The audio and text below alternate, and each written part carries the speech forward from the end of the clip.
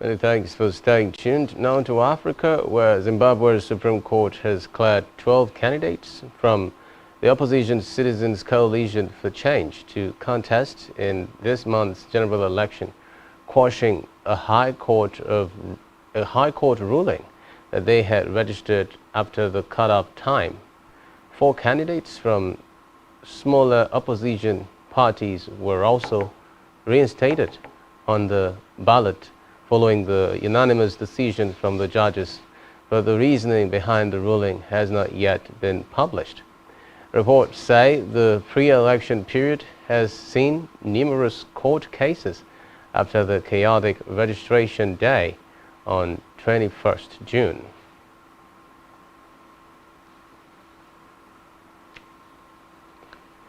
Meanwhile, the lawyer for a Moroccan man accused of criticizing the country's king on social media has told journalists his client has been sentenced to 5 years in prison.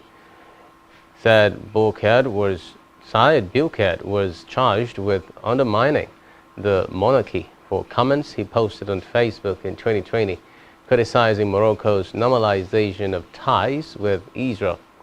He was living in Qatar at the time. The Moroccan constitution stipulates that foreign affairs are the responsibility of King Mohammed VI, and any comments that appear to question his authority are severely penalized.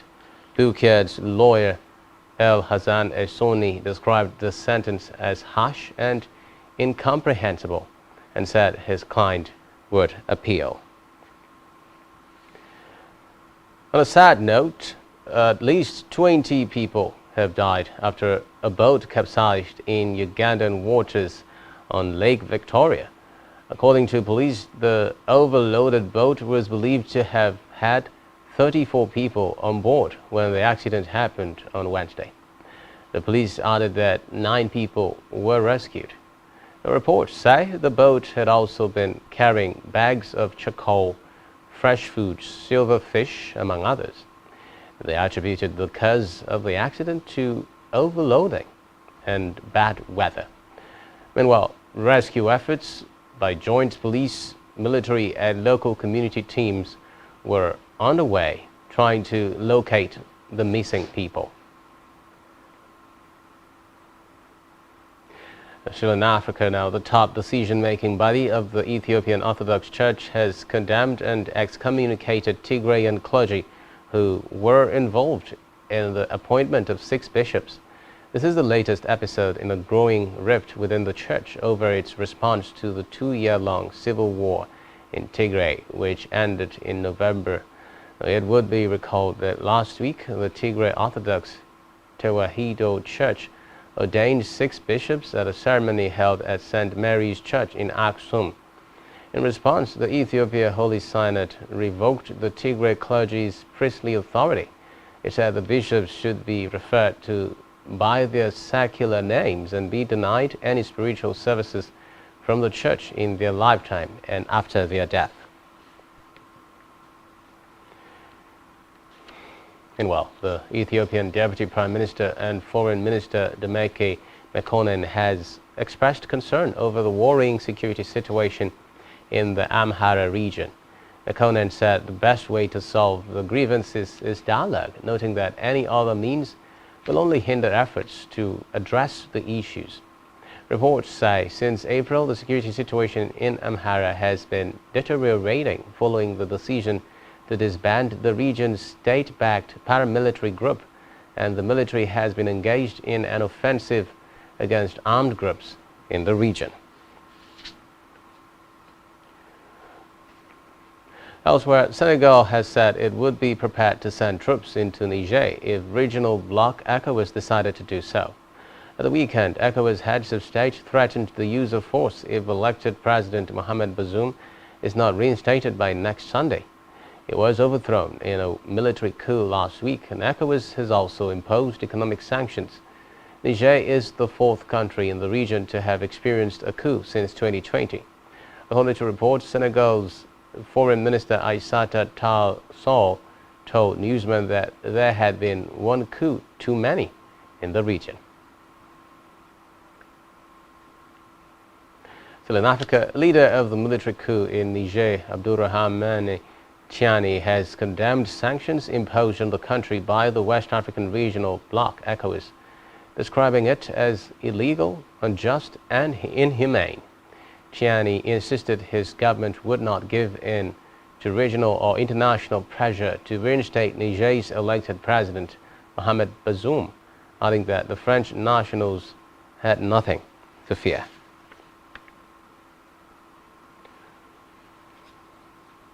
Still on the coup, the United States has ordered the partial evacuation of its embassy in Niger following last week's coup. Hundreds of foreign nationals have already been evacuated from the country, and on Sunday, the French embassy was attacked by protesters.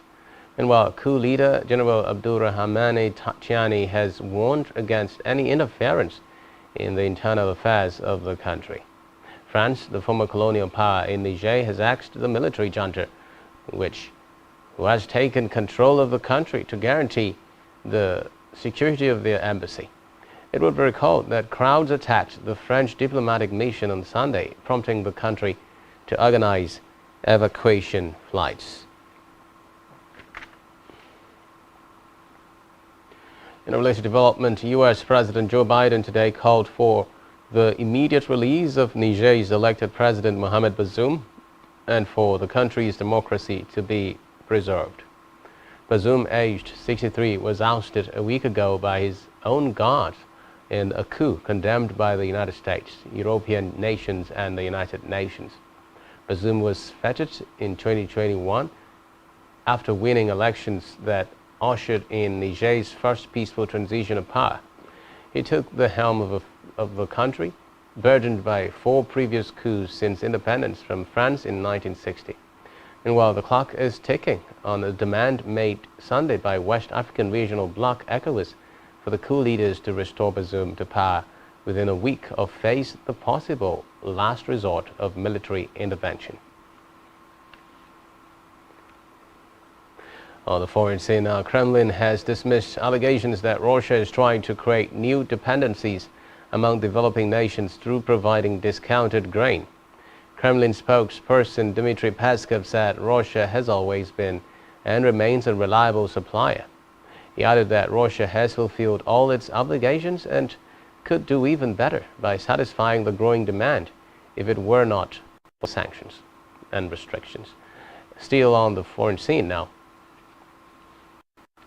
Ukrainian authorities have said that approximately 10,749 civilians have been killed and 15,599 others wounded in Ukraine since Russia invaded the country in February of last year. The head of the War Crimes Department of Ukraine's Prosecutor General's Office, Yuri Belozov, in an interview said the death toll includes 499 children. Belozov added that his team had recorded 98,000 war crimes committed. Meanwhile, U.S. Secretary of State Antony Blinken took aim at Russia at the UN Security Council today, accusing Moscow of blackmail over its recent withdrawal from a key. Told the 15-member council that hunger must not be weaponized. He singled out Russia, saying its invasion of Ukraine last year had sparked an assault on the global food system. Blinken lambasted Moscow for pulling out last month from the so-called Black Sea Grain Initiative.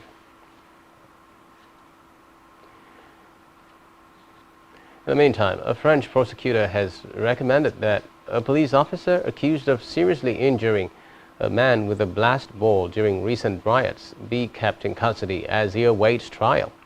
The case has sparked heated debate over police behavior during the unrest that rocked France in June and early July after the killing of a teenager by police during a traffic check near Paris. In the incident in Marseille, on France's southern coast, a man named as Hedy, aged 22, says he was beaten by 4 or 5 men he identified as police during unrest in the city. He says he was also hit in the head by a blast ball fired by police and underwent operations during which surgeons said they had to remove part of his skull. Blast balls, also known as rubber ball grenades, are sometimes used by police in riot situations. Meanwhile, 4 police were charged last month over the incident, including the officer remanded in custody who has been identified only by his first name, Christoph. Still in the foreign scene, massive wildfires in Canada have already spewed out twice the smoke emissions than the previous whole year record, the EU's climate monitor said today, with the blazes expected to continue to scorch their way through forests for weeks or even months.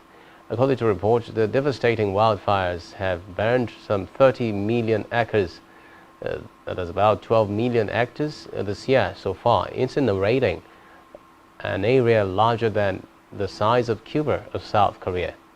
Enormous plumes of smoke have choked the air in Canada and neighboring United States, affecting more than 100 million people and at times disrupting flights and forcing the cancellation of outdoor events. Meanwhile, Europe's Copernicus Atmosphere Monitoring Service, CAMS, said it had tracked the fires since the season began at the start of May, as the blazes scorched across large areas of the country. Elsewhere, at least 12 people have been injured in an attack by a man close to the South Korean capital, Seoul. The reports say the suspect drove his car at random into 4 people, then got out and stabbed at least 9 others in a busy shopping center. Meanwhile, the country's National Police Commissioner described it as indiscriminate attack. Speaking further, he said the man in his 20s was arrested at the scene, but that his motivation is unclear. However, all injured were taken to hospital. And now it's time for the latest business and stock market stories. Here is Davina Praise Oman.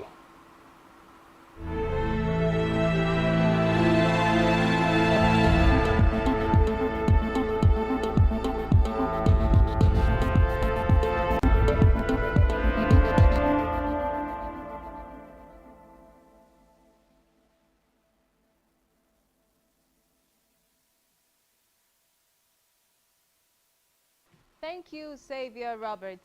Good evening. It is business news. My name is Davina Praise Omang. In the news, the Bank of England raised its policy interest rates by 25 basis points to 5.25% during its August meeting, marking a 14th consecutive increase and bringing borrowing costs to fresh 2008 highs as the central bank continues to battle high inflation. In a new development, the bank warned that the borrowing conditions may remain tight for a prolonged period. The energy market.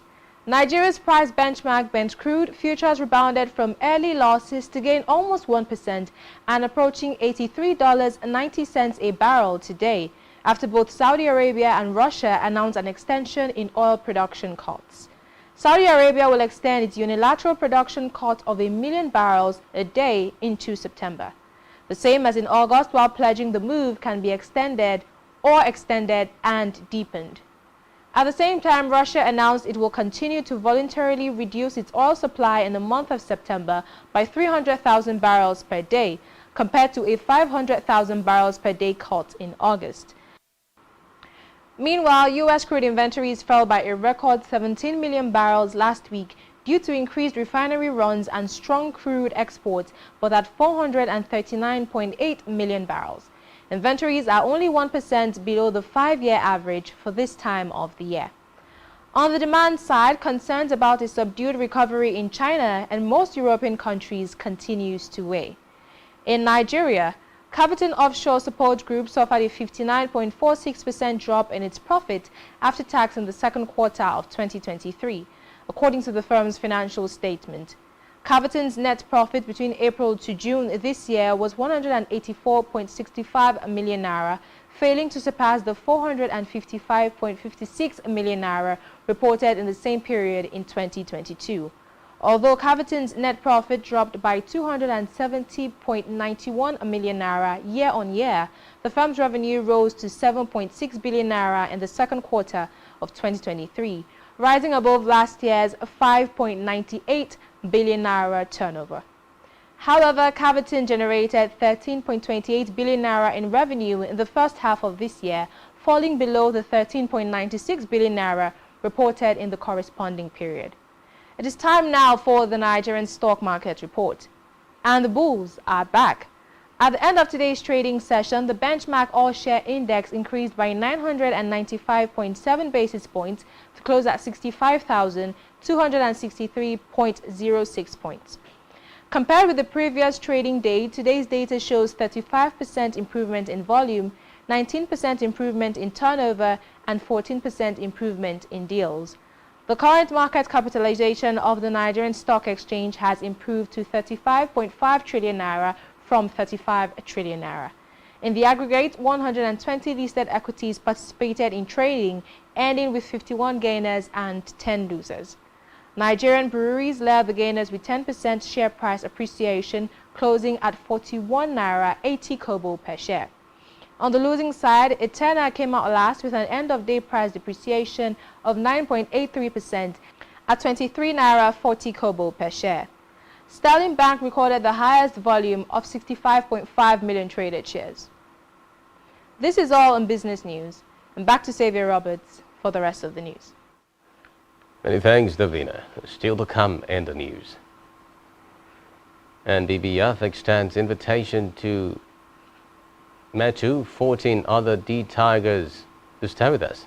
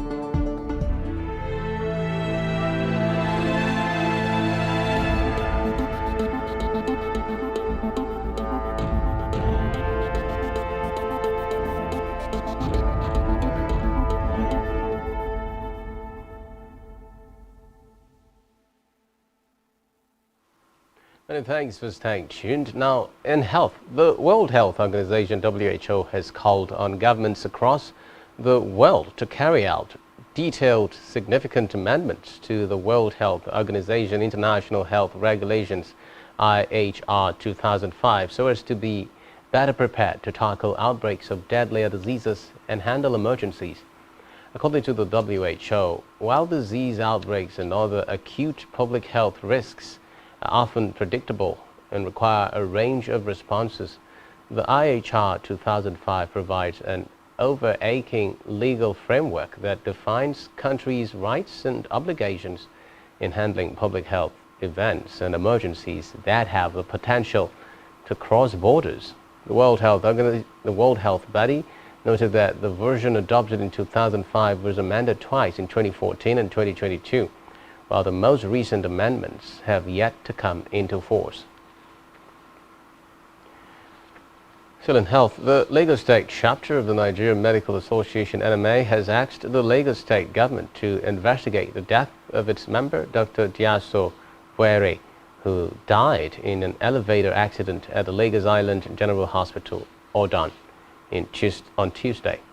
The deceased, who was a medical house officer, reportedly died as a result of injuries she sustained after the elevator crash landed from the 10th floor and was trapped for more than 40 minutes. The NMA, in a joint statement by the State Chairman Dr. Benjamin Olowojabutu and Secretary Dr. Ishmael Ajibowo, commiserated with the family of the deceased. They also directed doctors in the 3 government hospitals on the island to embark on an indefinite strike action until investigations are completed and justice served. It's over now to Isaac. Isaac, for latest sports stories.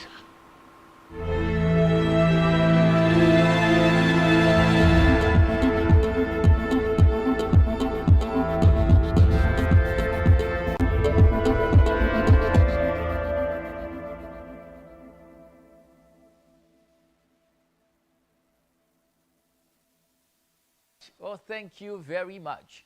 In sports, in preparation for the upcoming pre-Olympic qualifiers, the Nigerian Basketball Federation has extended an invitation to 15 players.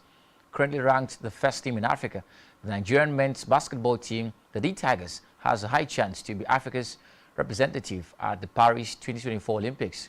According to the list, Chimezie Metu tops the list alongside Ibe Ago, Michael Daramola, and UG Iregbu, amongst others. The participating teams that will slug it out for a coveted spot to represent the continent at the next Olympic Games are Senegal, Mali, Uganda, Congo, Cameroon, Guinea, Tunisia, and host Nigeria. The FIBA Pre-Olympic African qualifiers will be held at the Accor Hotel and Suite, Lagos, from August 12 to August 20. The list of players include Chimezie Metu, Yuji Iregbu, Michael Daramola, Ije Anosike, Ike Ndugba, Akimbudu Ehiogo, Ibe Ago, Daniel Otume, Warith Alatishe, Gordon Omenaka, Victor Eze, Kayunshola Odufunwa, Michael Okiki, Mike Nuga, and Mike Eric. Meanwhile, Nigeria would host 8 other African basketball teams in the pre-qualifiers in the journey to the Olympic Games in Paris.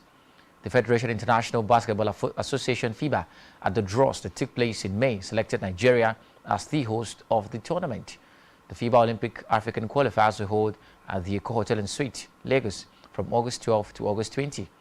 The participating teams who slug it out include Senegal, Mali, Uganda, Congo, Cameroon, Guinea, Tunisia, and host Nigeria. The teams are divided into 2 groups of 4 each, with the top 2 teams in each group proceeding to the semi-finals.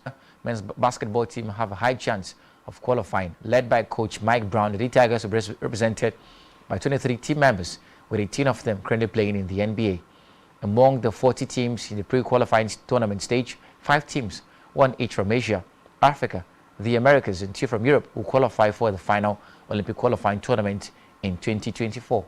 The Olympic Games will hold in Paris from July 26 to August 11. Well, in football, Chelsea have agreed a £25 million deal with Brighton to sign goalkeeper Robert Sanchez. The fee is inclusive of add-ons and a sell-on clause, with Sanchez now set to undergo medical at Chelsea. The 25-year-old will move to Stamford Bridge to provide cover and competition for first-choice keeper Arrizabalaga. Chelsea were looking to strengthen their goalkeeping ranks after selling Edward Mendy to Saudi last season. But that's it on sports. My name is Isaac. Many thanks, Isaac. And our entertainment news now. A Tunisian singer who was hailed as the voice of the country's uprising in 2011 has had a forthcoming show cancelled after performing in the Israeli-occupied West Bank. Last month, Emel Mathlouthi performed in Bethlehem, Ramallah, and East Jerusalem to Palestinian audiences. Reports say, following the tour, she was accused by pro-Palestinian campaigners of promoting normalization with Israel, and her performance at next week's Hammamet International Festival in Tunisia has been cancelled. To on the entertainment scene, Lizzo has hit back at allegations she weight-shamed her staff, calling the accusations in a lawsuit leveled by former dancers unbelievable as they sound.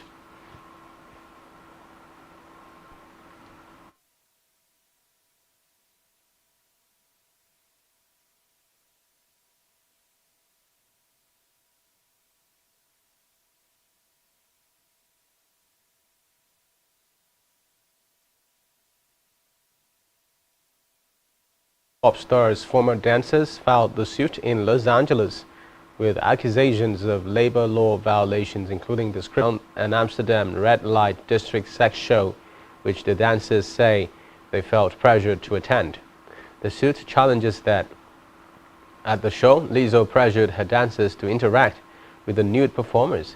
It also alleges that Lizzo's dance leader, Charlene Quigley, frequently made sexual comments and proselytized her Christian beliefs, especially against premarital sex. Meanwhile, Big Brother Naija star Hermes Chibueze, popularly known as Hermes, survived a car accident. The former Big Brother Naija Level Up housemate disclosed this on his Instagram story by posting a photograph of his vehicle, which was badly hit. Meanwhile, the reality star expressed his gratitude to God for his survival and thanked his supporters for their care, stating that he sustained no injuries and that everyone involved came out unscathed. And lastly, on Entertainment Tonight, Okoye Blessing, a woman who defamed veteran actress Eniola Badmus by calling her a pimp, has been sentenced to 3 years in prison for cyber stalking. Reports say Justice Nicholas Owebo of the Federal High Court convicted her on 2 counts of cyber stalking after she pled guilty to the charges. Owebo added that the offense contravened sections 24 and 27 of the Cybercrimes Act 2015 and gave her the option of paying a fine of 150,000 naira instead of a jail sentence. Meanwhile, the actress Eniola Badmus was yet to speak on the verdict.